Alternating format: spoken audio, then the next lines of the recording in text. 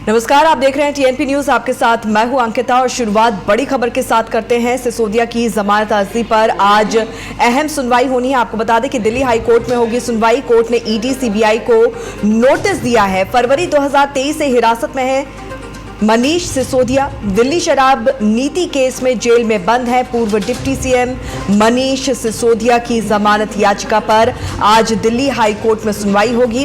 3 मई को हुई पिछली सुनवाई में कोर्ट ने ईडी सीबीआई को नोटिस जारी कर जवाब मांगा था। इस मामले पर और अधिक जानकारी के साथ हमारे संवाददाता शिवम पांडे इस वक्त हमारे साथ फोन लाइन पर मौजूद हैं। शिवम, आज अहम दिन साबित हो सकता है मनीष सिसोदिया को लेकर।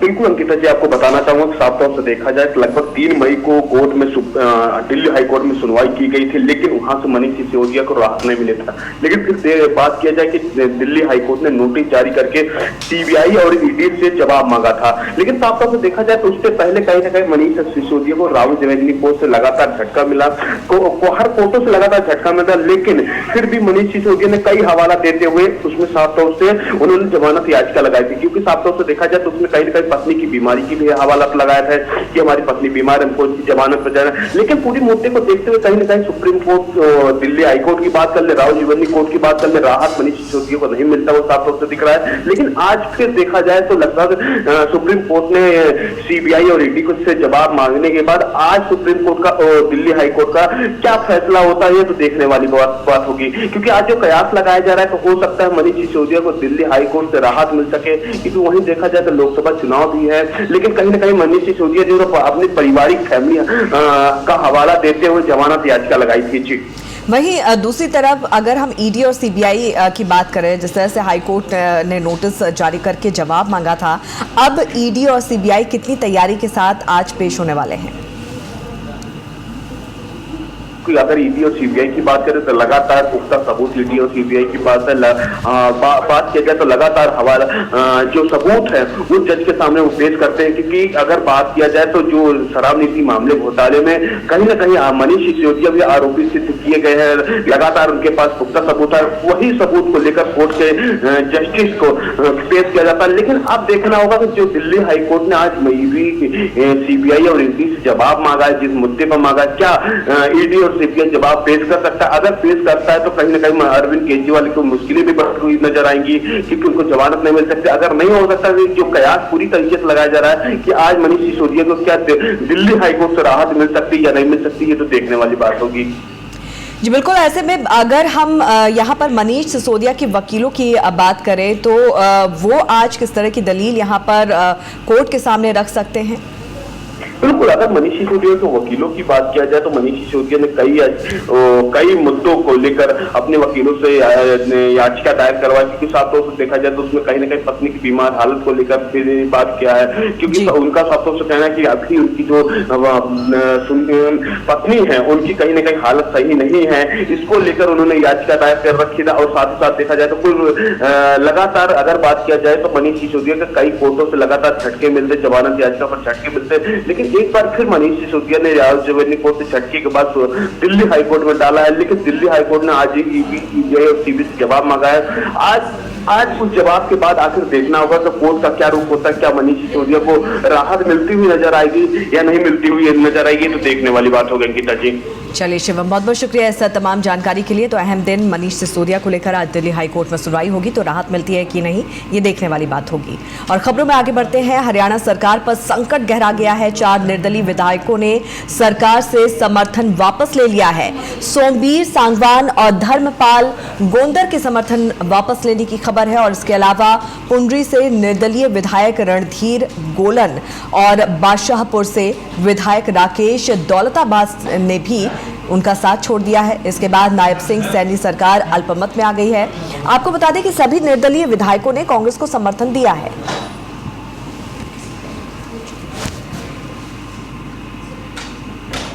कार्यकर्ता के साथ साथ कंधे से कंधा मिला के तन से मन से धन से हम पूरी तरह से पार्टी का सहयोग करेंगे।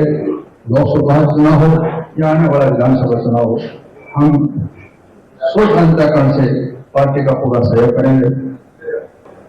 जो भारतीय जनता पार्टी की नायब श्रेणी की सरकार है उससे अपना समर्थन वापस लेते हैं।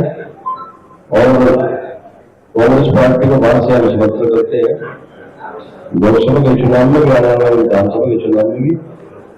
और ये उम्मीद करते हैं कि आने वाले समय में फिर एक बार उनका काम का राज हो, ऐसी उम्मीद करते हैं।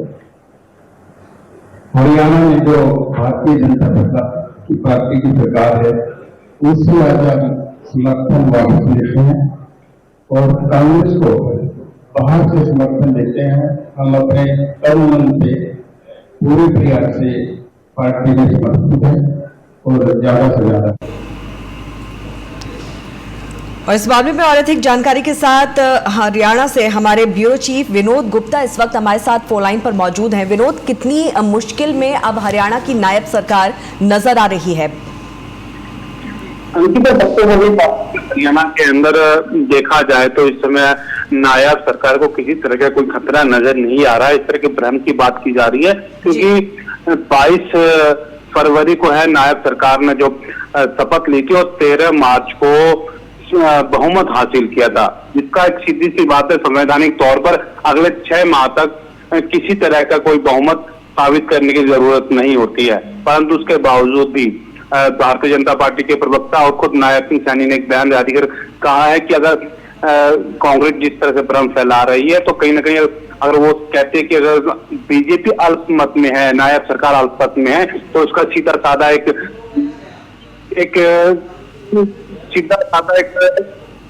तरीका है, वो है सदन पटल।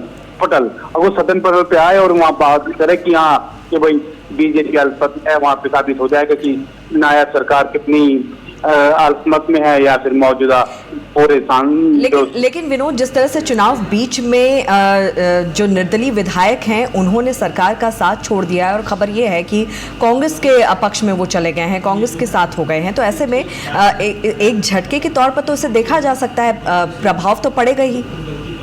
हाँ बिल्कुल, जिस तरह से लोकसभा चुनाव चल रहे हैं और उसका एक जो सीधा साधा असर है 25 मई को जो वोटिंग होनी है लोकसभा को लेकर है, या फिर कह लीजिए उसी समय दौरान जो है जो मौजूदा नायब सिंह सैनी है वो भी विधानसभा का चुनाव लड़ रहे हैं, उन पे कहीं ना कहीं फर्क भी पड़ेगा। और लोकसभा पे सीधा फर्क पड़ना हरियाणा के अंदर, जिस तरह से 3 विधायकों का एक साथ समर्थन वापस लेना, चौथा विधायक उसने भी कह दिया कि हम सरकार से वापस ले रहे और बाहरी तौर पर कांग्रेस समर्थन दे रहे, तो कहीं ना कहीं कांग्रेस को इस चीज का लोकसभा में फायदा होगा। जी चलिए, बहुत बहुत शुक्रिया इस तमाम जानकारी के लिए विनोद आपका।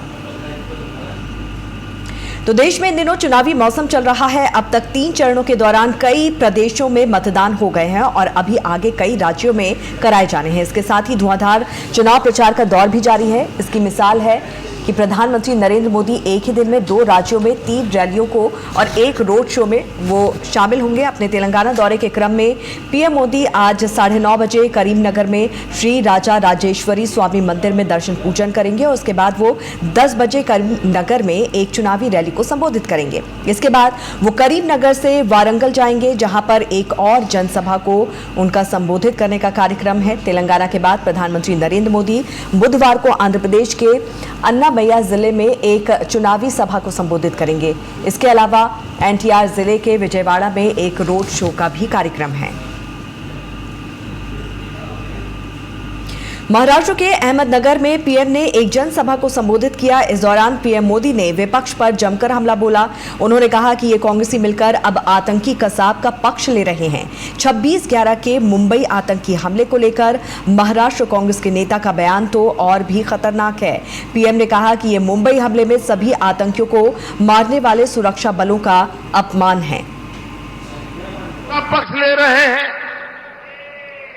कांग्रेस के समय विदेश राज्य मंत्री रहे और परिवार के करीबी ने भी कसाब को निर्दोष बता दिया है।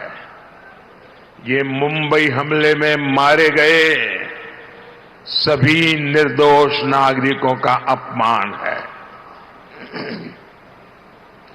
ये मुंबई हमले में सभी आतंकियों को मार गिराने वाले सभी सुरक्षा बलों का अपमान है। ये शहीद तुकाराम आमले जैसे उन शहीदों का अपमान है।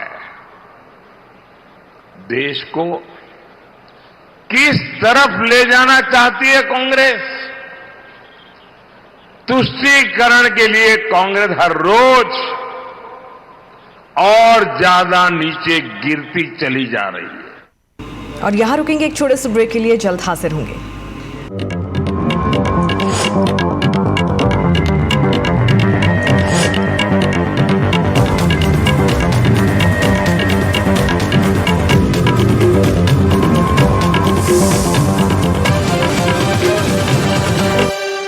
Cast news private limited company के अंतर्गत एक हिंदी भाषी न्यूज चैनल है जो भारतवर्ष के ग्रामीण क्षेत्रों की खबरों को राष्ट्रीय खबरों में प्रमुखता से समायोजित करके संपूर्ण भारत में पहुंचने का प्रयत्न कर रहा है। BBNPL का मूल उद्देश्य माननीय प्रधानमंत्री जी के आत्मनिर्भर एवं डिजिटल भारत के सपने को साकार करते हुए ग्रामीण क्षेत्र के युवाओं को जो आर्थिक दृष्टि से पिछड़े हुए हैं और आत्मनिर्भर बनने का स्वप्न देखते हैं, उसे सार्थक करते हुए पत्रकारिता का ज्ञान और कौशल प्रदान करना है। अपने लोकल के लिए वोकल बनना है। इस मैसेज को युवाओं तक पहुंचाएं, जिससे युवाओं का भविष्य उज्जवल हो सके और पत्रकारिता के क्षेत्र में अपना नाम और अपने गांव का नाम रोशन कर सकें। अधिक जानकारी के लिए नीचे दिए गए लिंक पर क्लिक करें या विजिट करें हमारी वेबसाइट www.tnpnews.in या www.graminreporter.com। TNP न्यूज, ख्याल आपकी खबरों का। विषम परिस्थितियों को मोड़ देने वाला, ये देश हमारा दबने वाला नहीं। जय हिंद। समय की धारा को बदल देने वाला,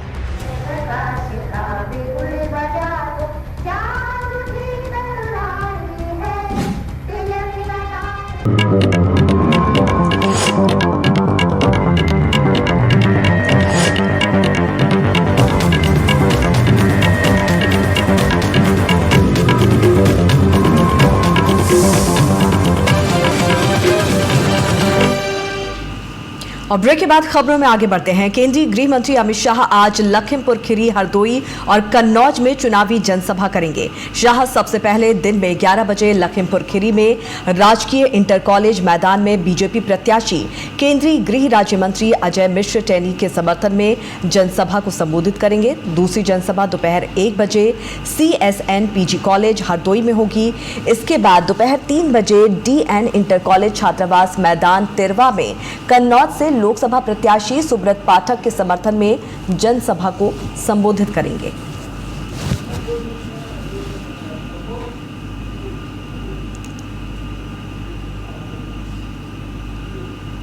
और इस मामले में और अधिक जानकारी के साथ हमारे संवाददाता अंबुज मिश्रा इस वक्त हमारे साथ फोन लाइन पर मौजूद हैं। अंबुज, अमित शाह की जनसभा को लेकर, रैली को लेकर किस तरह की तैयारियां वहां पर देखने को मिल रही है और बीजेपी नेताओं कार्यकर्ताओं की हम यहां पर बात करें तो कितना उत्साह नजर आ रहा है?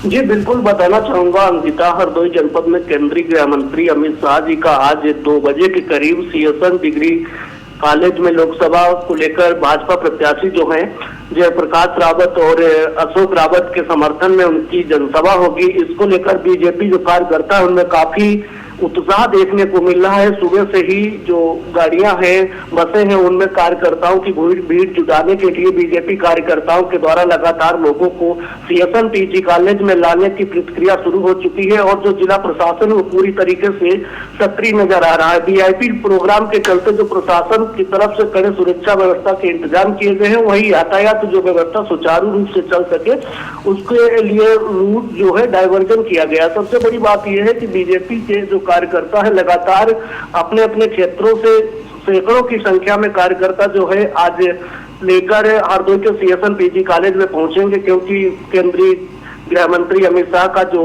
आज चुनावी जनसभा है, 2 प्रत्याशियों को लोकसभा जो उनके प्रत्याशी है उनको जिताने के समर्थन में उनकी जनसभा को संबोधित करेंगे और सबसे उनको सुनने के लिए आज सैकड़ों की संख्या में जो है कार्यकर्ता आज पहुंचेंगे। बिल्कुल अंबुज, वहीं आम जनता की हम यहाँ पर बात करें, जिस तरह से राम मंदिर का निर्माण यहाँ किया गया है, रामलला की प्राण प्रतिष्ठा यहाँ पर भव्य तरीके से की गई है, उसके बाद कितना असर यहाँ पर देखने को मिल रहा है? क्या राय है लोगों की, क्या कहना है लोगों का? जी बिल्कुल बताना चाहूंगा, इस संबंध में हमने तमाम लोगों से बात की हुई है। जब से अयोध्या में श्री राम लला का मंदिर की प्राण प्रतिष्ठा हुई है, मंदिर बना हुआ है, उसको लेकर भारतीय जनता पार्टी के कार्यकर्ताओं में, साथ ही अन्य जो आम जनमानस के लोग हैं, स्थानीय जो लोग हैं, उनमें काफी उत्साह देखने को मिल रहा है। अगर बात हमने कई एक लोगों से की तो उनका यही कहना था कि बीजेपी पार्टी जो है वो काफी अच्छा राष्ट्रीय हित में कार्य कर रही है और राष्ट्र हित के लिए वोट करना अत्यंत अनिवार्य है। इसी को देखते हुए जनपद में तमाम जगहों पर इसको लेकर जब बातचीत की गई तो यही देखने को मिल रहा था कि रामलला की जो प्राण प्रतिष्ठा हुई थी उसके बाद बीजेपी पार्टी को काफी ही वहां पर जो है देखने को मिलेगा और साथ ही उनके जो कार्यकर्ता है उनके द्वारा यही अपील की जाती है कि आप एक बार फिर से बीजेपी सरकार बनाइए, हम राष्ट्रीय में तमाम। बिल्कुल अंबुज, और अब देखने वाली बात है कि अमित शाह इस दौरान किस तरह से विरोधियों पर, विपक्षियों पर भी निशाना साधते हैं। बहरहाल बहुत बहुत शुक्रिया इस तमाम जानकारी के लिए। तो वहीं सीएम योगी आदित्यनाथ ने चुनावी अभियान तेज कर दिया है। मिशन 80 के लिए वो दिन रात चुनाव प्रचार में जुटे हुए हैं और इसी कड़ी में यूपी में आज उनकी कई जनसभाएं हैं। सीएम योगी आदित्यनाथ आज कानपुर, एटा और शाहजहांपुर में जनसभाएं करेंगे। उनकी पहली जनसभा दोपहर 12:40 पर रेलवे स्टेशन के पास खाली मैदान घाटमपुर कानपुर में होगी।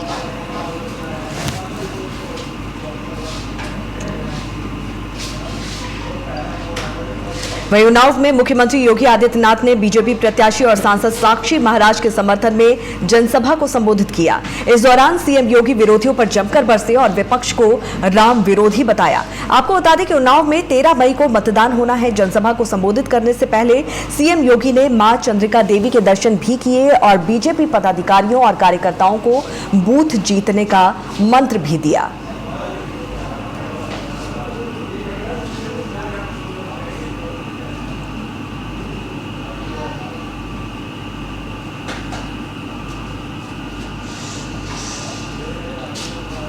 और आगे बढ़ते हैं खबरों में। बैतूल में बस में आग लग गई है। आपको बता दें कि मतदान दल को लेकर लौट रही बस में आग लगी है। मतदान दल ने कूदकर किसी तरह से अपनी जान बचाई। 4 केंद्र की सामग्री को नुकसान भी पहुंचा है। एमपी के बैतूल जिले के मुल्ताई विकासखंड में आने वाले ग्राम गौला के पास मंगलवार रात करीब 11:30 बजे 6 लोकसभा चुनाव के मतदान केंद्रों से दल को लेकर बैतूल लौट रही बस में अचानक आग लग गई। आग लगते ही चालक ने बस को रोक दिया और मतदान दल ने जैसे तैसे बस से कूदकर अपनी जान बचाई। बस में 6 मतदान केंद्रों से मतदान दल मतदान समाप्त होने के बाद ईवीएम और मतदान सामग्री लेकर लौट रहे थे।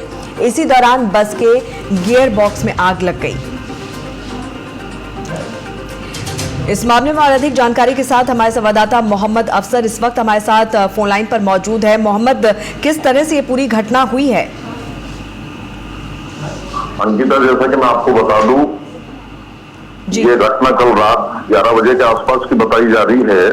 बैतूल संसदीय क्षेत्र की मुल्ताई विधानसभा से ये मतदान दल चुनाव सामग्री लेकर गया था, जो अपना चुनाव संपन्न कराकर वापस बैतूल ईवीएम मशीन और पूरे मतदान कर्मी वापस आ रहे थे। इसी बीच रात 11 बजे के आसपास ग्राम गौलड में बस में अचानक से आग लगी, जिसके कारण बस चालक बस में से कूद कर भाग गया। लेकिन जो मतदान कर्मी उसमें बैठे थे उन्होंने कूद कर अपनी जान बचाई। इसी बीच ये बड़ी खबर सामने आई है कि कुछ ईवीएम मशीन भी इसमें नुकसान हुआ है। अधिकारियों का, प्रशासन का इस पूरे मामले को लेकर क्या कुछ कहना है? देखिए, घटना देर रात की थी, इसलिए अभी प्रशासनिक अधिकारियों से संपर्क नहीं हो पाया, लेकिन घटना की सूचना लगते ही मुल्ताई एसडीएम और प्रभात पट्टन तहसीलदार मौके पर पहुंच गए थे। उसके बाद में आला अधिकारी, जिला कलेक्टर और एसपी भी मौके पर पहुंचे थे, जिनने अभी कुछ आधिकारिक रूप से अभी इसमें कोई बयान या कोई पुष्टि अभी सामने नहीं आई है। बिल्कुल, जो मामला है अफसर वो बेहद गंभीर है और बेहद चिंतनीय मामला है। चुनावी मौसम में इस तरह की घटना हुई है और यहाँ पर जो मतदान पेटियाँ उसको भी यहाँ पर नुकसान पहुँचा, ईवीएम मशीनें यहाँ पर थी उसको भी यहाँ पर नुकसान पहुँचा है। तो निश्चित तौर पर अब प्रशासन यहाँ पर किस तरह का कदम उठाता हुआ नजर आता है ये भी देखना होगा। बहुत बहुत शुक्रिया इस तमाम जानकारी के लिए।